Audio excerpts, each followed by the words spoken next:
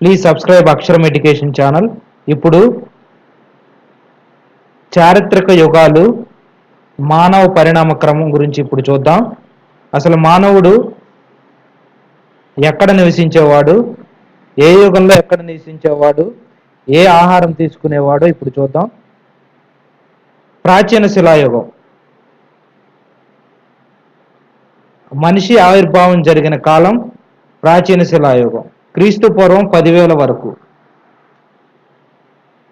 ఈ ప్రాచీన శిలాయుగంలో సంచార జీవనం, వేట ప్రధాన వృత్తి, గుహలలో జీవనం మరియు భూమి అంతా మంచుతో కప్పబడి ఉండేది.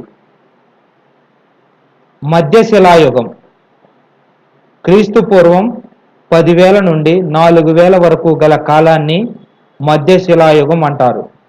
ఈ మధ్య శిలాయుగంలో మానవులు గుహాలలో నివాసం ఉండేవారు. నిప్పుని కనుగొన్న యుగం మధ్య శిలాయుగం. చేతితో మట్టి కుండలు తయారు చేశారు. ఆయుధాల్లో సాంకేతిక పెరిగి సూక్ష్మ ఆయుధాలను వాడటం మొదలుపెట్టారు. నవీన శిలాయుగం క్రీస్తు పూర్వం 4,000 తర్వాత గల కాలాన్ని నవీన శిలాయుగం అంటారు. సింధు నాగరికత వరకు వ్యవసాయం నేర్చుకున్నారు.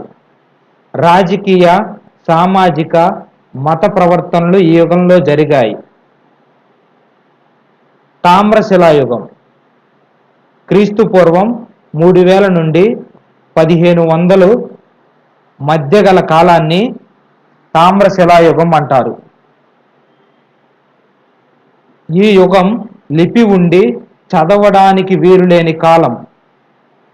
మానవుడి యుగంలో ఉపయోగించిన తొలి లోహం రాగి. సింధు నాగరికత ఈ యుగానికి చెందినదే. Thank you. Please subscribe Aksharam education channel.